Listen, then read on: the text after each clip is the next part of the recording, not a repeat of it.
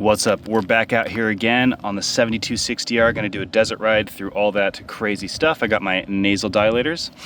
I should leave a link for this on Amazon, it's nice. And this ridiculous trapper hat to keep wind out of my ears. I feel like I have to explain that every time just because it looks so ridiculous that I have to justify wearing it. But that's why I wear it, and this ventilated hat that doesn't blow off in the wind.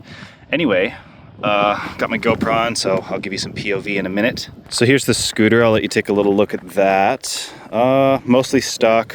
Got some ergon grips on there and a couple of other things, but I've adjusted recently this brake lever positioning. So this is always kind of a compromise you got to pick. A lot of people ride with their finger throttle here and then they have their middle finger here, but I decided to just kind of tuck this in and raise it a little bit or pull it out. There's a little set screw in there that can pull the lever out further from the handlebars, so that way I can finger throttle here and then I'll just move my finger like that and then I can use this to brake. So that's just for the front brake.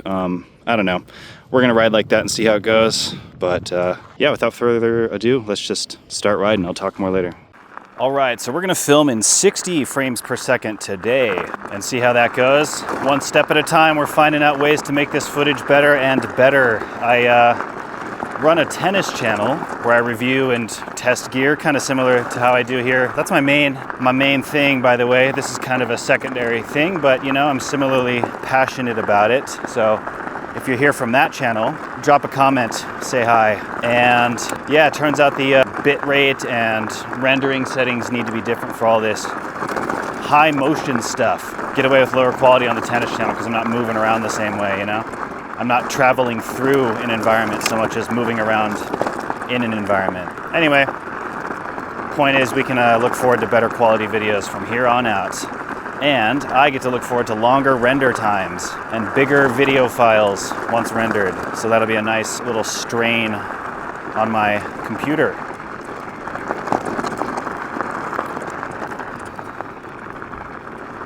It's one of my favorite rides ever. It's incredible to have this locally. Moving to Vegas is what inspired the purchase of e-scooters at all. So I'm on the 7260R now, which is one of the most insane scooters you can buy.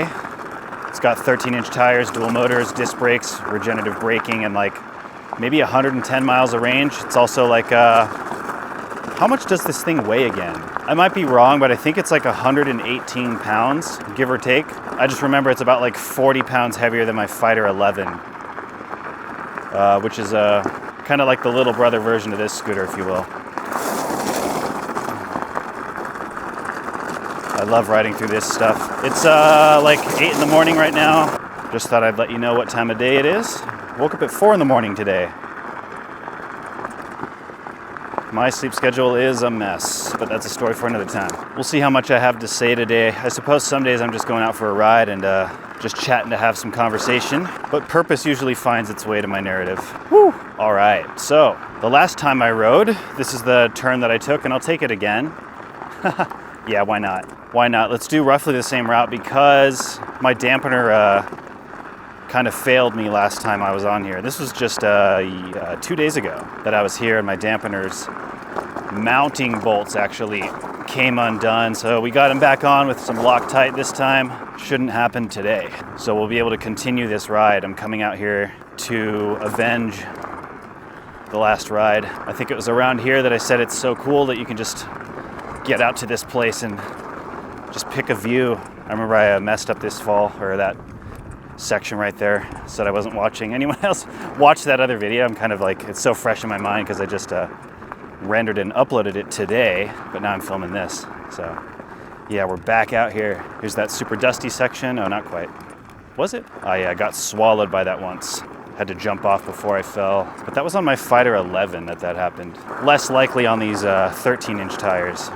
Do make a big difference in terms of rollover capabilities. I just want to say this scooter has an app, and you can basically customize like every detail from how quickly it accelerates to what the top speed of any given gear is, and like how much power goes to the rear and the front. All that stuff is really nice to be able to dial in. But I was critical of this one detail on a Yume scooter. I think it was the Yume Raptor I ordered, and the company sent it to me, and I come to find out that there's like no way to control the speed of each gear, which I thought is like, that's incredibly stupid. And a lot of people agree with me, but there's also some people in the comments that are like, why do you need to be able to do that? Just like, you know, if the top speed in the first gear is like 23 or something, which I think it was in that scooter, just don't hold the throttle all the way down. So I don't think people understand how annoying it is to like feather a throttle when you're riding in terrain like this. I mean, look at how choppy this is. And I feel like, this is the reason I'm frustrated, is that like, I feel it shouldn't be too much to ask at all to be able to customize the speed of your gears. Like, you guys have all the software and everything to be able to do that.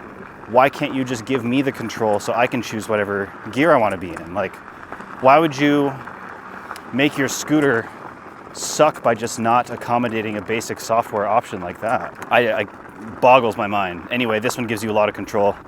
Freaking every scooter company out there should let you choose what the top speed of your gear is. All right, here's a little scary roll. I made a little bit of a conversation about it last time, but I was just saying, would you take your Apollo scooter down this? I'd advise against it. Anyway, maybe I'll ride down this and then try to go up that. Wonder where that goes, huh? We'll see. I don't know if I need to be a gear up for this. Hopefully not. We'll see. I think it'll be fine either way, huh? All right, here we go.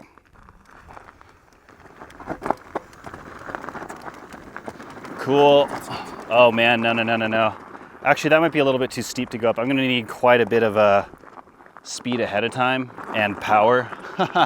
That's a lot steeper than I thought. We're not gonna do that today, possibly ever. I feel like I might need a whole other scooter for that. There's like a little bit of a choppy area before the roll in or the roll up that I just think the amount of speed you need to actually carry yourself up that is more than the scooter's suspension and everything can handle. So we're not gonna try. This might be realistic. Yeah. Whew, yeah, I could probably ride down that thing. I don't know if I could ride up it though, you know? Should I go check it out? Sure, why not? I'm feeling a little bit exploratory. Let's do it. Okay. Gotta respect the angles of this terrain here because it's like a bunch of loose, gravelly stuff. A little bit worried that that could like break under the scooter, huh? It also just like ends over there. I could probably do it, but it feels like not worth it. Let's see. Yeah, I'd say this is like not worth it, but all right, we'll just walk here. Just decently hazardous and like not that interesting.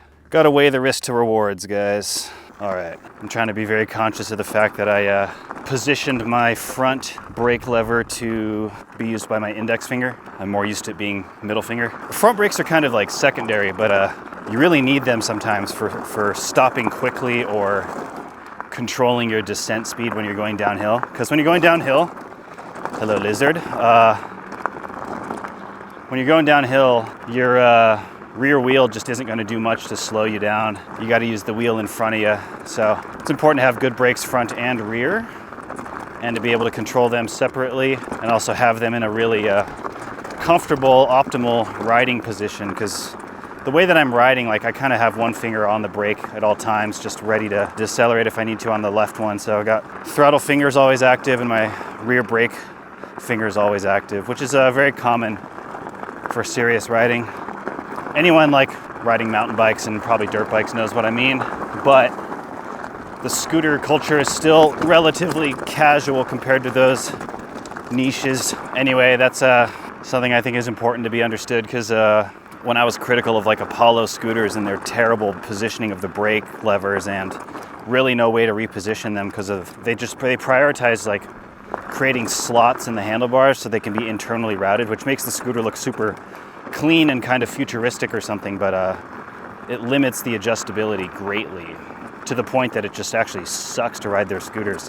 But here's the thing about the scooter culture is like most people riding scooters just haven't really done anything that serious, you know? People get used to those like city scooters that you rent, Lime or Kick or whatever, you know, there's all these brands depending on whatever city you're in, Bird. And so getting an Apollo scooter is obviously a huge step up from that, but those rental scooters are like bottom of the barrel. So I feel like Apollo scooters gets away with a lot of their design oversights or priorities because they're catering to an audience that is just really used to bottom of the barrel stuff. You know what I'm saying?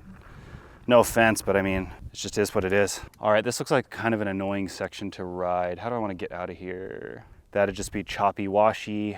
Yeah, I'll turn around a little bit and go up that way, just because I want to get to a different path I like a little better. This scooter is a bit to wrestle around like this, you know? You gotta make a bunch of turns, use the front and rear brake and the throttle to get it to cooperate with you. But it's just light enough that it's manageable if you're decently strong. Yeah, right now I'm kind of just scanning the terrain to see how I want to proceed on my ride. That looks kind of fun, like right there. But part of it's like, I don't know exactly where it goes. There's some really cool riding out there, and I'm thinking about taking this up that way a little bit. Let's go ahead and do that, I guess. I think I see a way over there, back down this way. Can I go over here somehow? Yes. Okay. A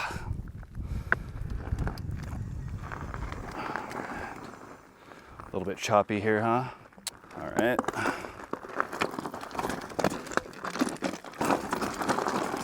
This is where I want smaller rotors, where the scooter's clearly limited by the ground clearance. It's a little tricky to get up, actually. Ah, dang it. Maybe we'll just go the annoying way, huh? Look at how washed out this section is. Got to maintain your speed.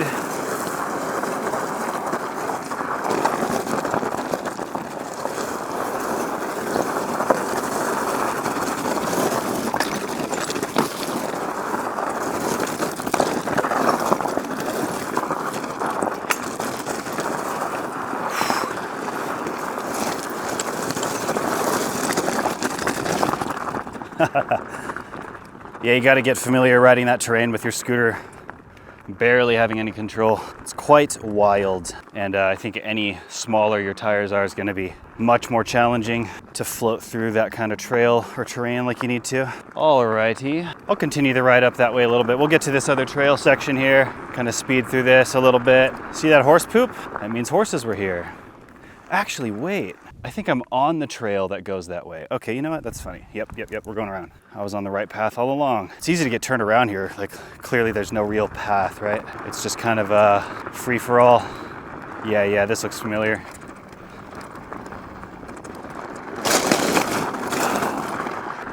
Since I talk about off-road scooters, sometimes that brings comments like testing the Mars, T-Wig, whatever, the XTR scooters with the telelever system. Hopefully someone in the audience knows what I'm talking about. Those scooters look quite legit. It kind of bums me out that it has an 11-inch tire, I will say that, but a lot of other details seem pretty promising. I can't really get clear details on if it has regenerative braking or like an app that allows you to control the gear speeds and stuff. It's really annoying that like some of the most important details to me are just details that like aren't mentioned by a lot of companies, and it's hard to get a clear answer on those things, and they're kind of a difficult company to communicate with. But I do want to try that scooter. I think I'd still like my scooter more because it's got the bigger tires, but I'm not gonna challenge the idea that the XTR or whatever has a better suspension system. I bet it does, but does it mean that it's more off-road capable with smaller tires? It's probably pretty close, depending on the context of your riding situation at any given moment. Yeah, we'll see what I do. I love this scooter, but I mostly just feel like every scooter comes with some annoying set of compromises, and I just wish that I could just design my own scooter, you know? But it'd be a lot of upfront cost, a lot of risk, and I feel like the audience just isn't there to support the kind of scooter that I would build, you know? I feel like I could build one of the best scooters ever made at a price that I think is reasonable, you know, like maybe depending on the scooter, I could have different models, but it could probably be between like, I don't know, let's say $2,000 on the lower end and maybe like $5,500 on the higher end. I think I could build pretty much exactly what I want without really much compromise for that money. But how many people are going to be willing to shell out like $2K for a scooter? Is a lot to ask for most people, but $5.5. Basically, I would my 5.5K scooter would be something like this, but the rear swing arm would be more linkage based, which the T-Wig has, and the front end would not use C-style. It would have a fork. I'd have a fork up front because that would just be much more rigid. It would the angle of attack and compression would be much better for absorbing bumps, but it'd be a much more rigid system. People talk about dual pull systems in scooters. So the dual pull system is definitely more rigid and stable, stronger, Sometimes you don't even need a dampener. Yeah, as long as you have C-style, I think you're gonna need a dampener. But yeah, having a fork would essentially just extend that dual pole concept all the way down to the axle of the front wheels. So that's the idea. I could either have like a single crown fork or maybe a dual crown fork. I'd make the, I'm gonna speak in some terms here that are a little bit maybe beyond the casual audience's understanding, but if you have like a mix of engineering and mountain biking background, you'll know what I'm talking about. But I'd make the steering tube higher and longer on scooters. That way you'd effectively shorten the stem length, and the necessary stack height would come largely from the steer tube, and that would minimize the length of the stem, which would minimize the length of flex and so on that would happen. So I guess my argument is like you could have a single pole system that is extremely rigid, as rigid almost as like a lot of dual pole stems out there, just by building it better and shortening the length of the stem and having a taller steer tube and stuff. That would just make the whole ride more stable. And you know, the thing is, like, details like a longer or taller steer tube, that kind of shit would not affect the cost of the scooter at all. So it's really frustrating for me to just know that and see it basically never done. The only compromise, like for portability, would be that the folding height of the front end would be a little bit taller, because you can only fold on top of the steering tube. So the lower the steering tube is, the lower your folding height can be. But I mean, if you raised that like an inch or two, you'd get a lot of stability just from doing that. So I think it's worth trading like an inch or two, especially on scooters like this. This scooter's already so heavy. Like, how much more portable do you want like a 120-pound scooter to be? So, and then the Cabo design, you know, the Cabo design, the way that this, nice roll here. The Cabo scooter has like this pin system, and that can kind of fail the way that that one collapses. So it's always a set of annoying pros and cons with these scooters, man. So I'm kind of waiting till someone out there does a job that I think is closer to what I think scooters could be within reason. Anyway, how cool is this ride, huh? I haven't taken you guys out here. There is quite an intense rolly section here. Oh, my alarm's going off. That freaked me out. Let's park this and fix that. It sounded like an ice cream truck to me. I was like, is there a freaking ice cream truck out here? And that's, I don't know why that would scare me. Let's see, turn that off. That alarm was supposed to be for yesterday. I don't know why it's going off again today. That was for tennis with a buddy of mine. All right. Well, the GoPro turned off because apparently it was too hot. That's a bummer. Let's see if we can just get this rolly section maybe, and then I'll call it. It's coming up here. I feel kind of rushed to do it because the camera might overheat if I don't. Yeah, right here, you see that? It's like kind of a steep section, and then it gets even steeper. So I'll ride down that just to show that me and the scooter are capable of it, and then I'll probably come back up it. And then we'll go back, see when the camera dies. Yeah, all right.